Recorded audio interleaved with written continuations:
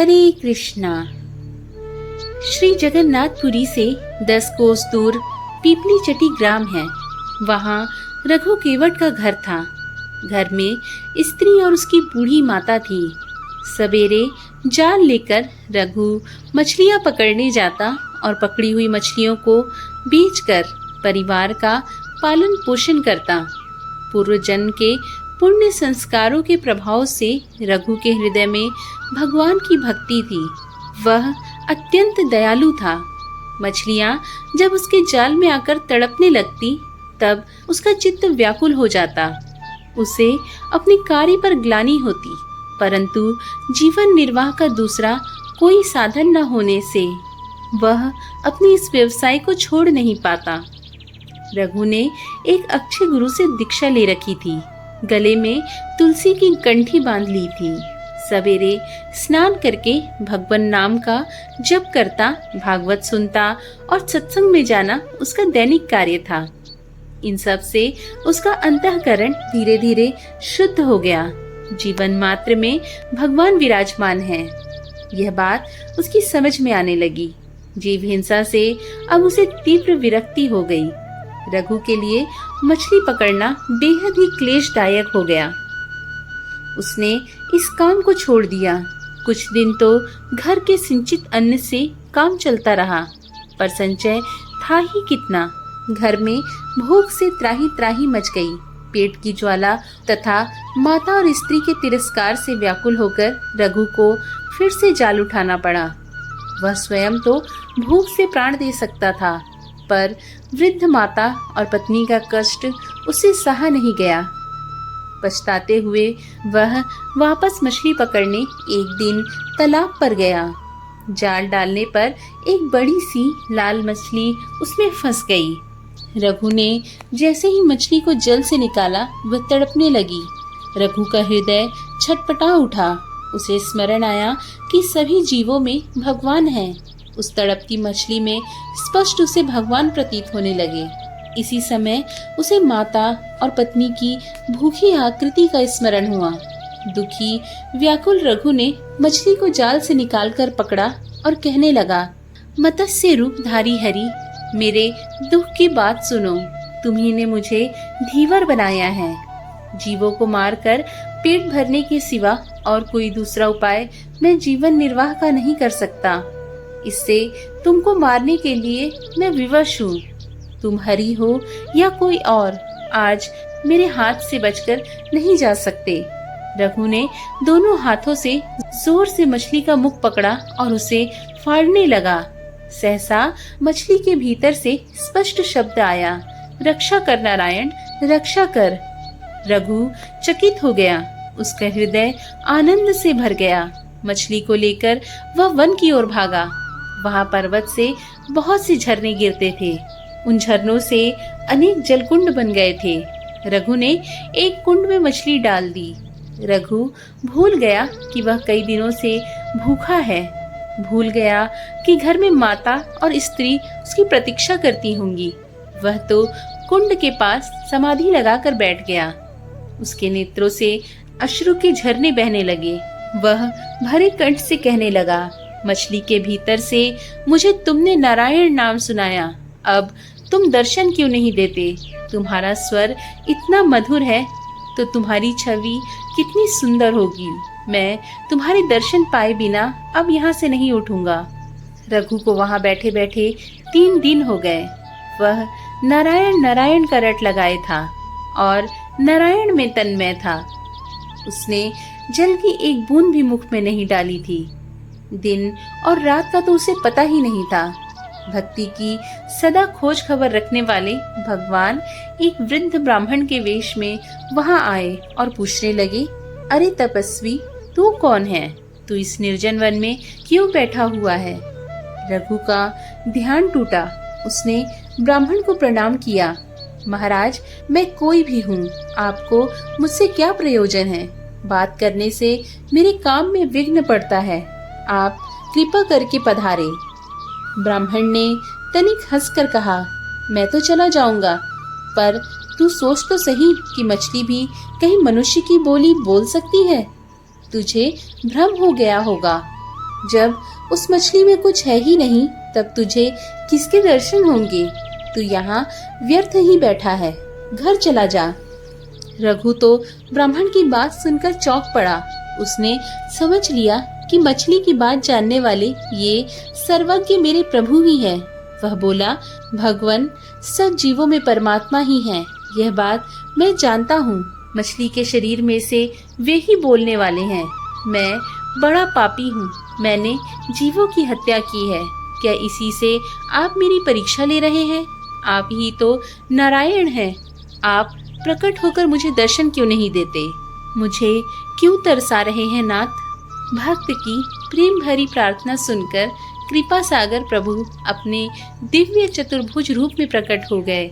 रघु तो एकटक उस लावण्य राशि को देखता ही रह गया। वह आंसू बहाता हुआ प्रभु के चरणों में लौटने लगा। भगवान ने उसे भक्ति का आशीर्वाद देकर और भी वर मांगने को कहा। रघु ने हाथ जोड़कर कहा, प्रभु, आपके दर्शन हो गए और आपने भजन का आशीर्वाद दे दिया, फिर अब मांगने को क्या रह गया? परंतु आपकी आज्ञा है तो मैं एक छोटी वस्तु मांगता हूँ। जाति से मैं धीवर हूँ, मछली मारना मेरा पैतृक स्वभाव है। मैं यही वरदान मांगता हूँ कि मेरा यह स्वभाव छूट जाए।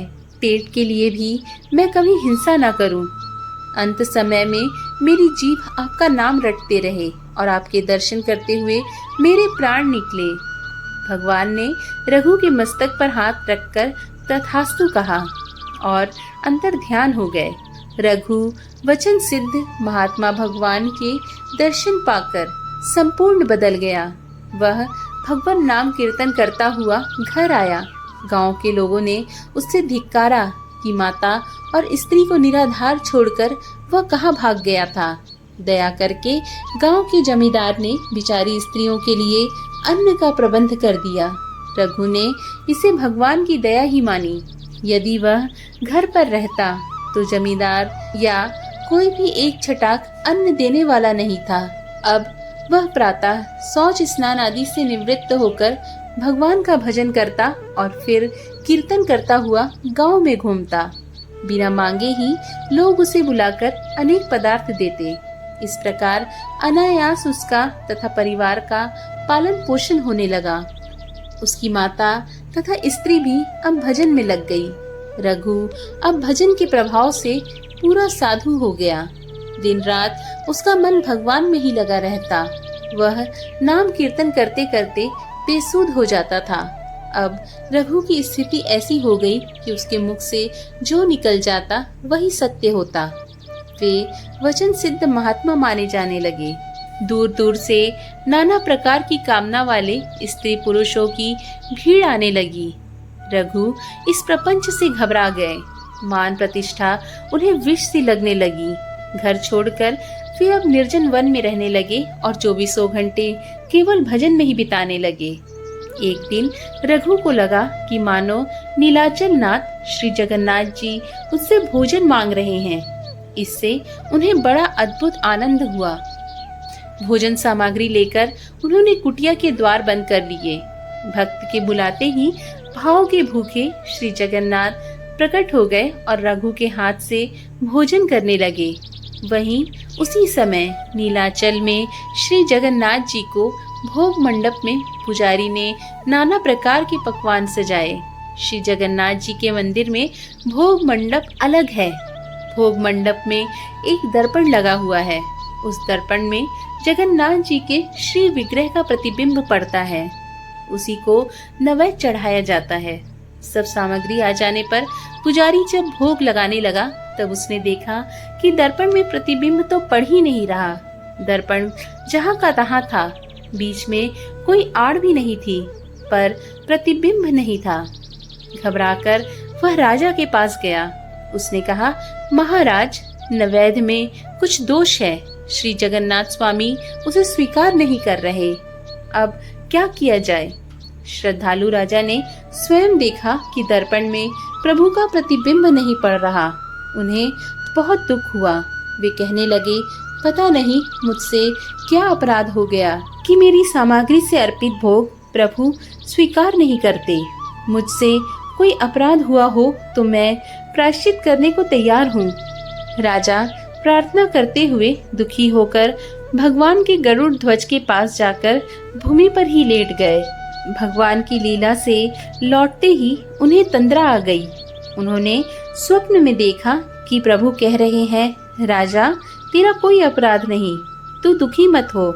मैं नीलाचल में नहीं था तो मेरी प्रतिबिंब कैसे पड़ती।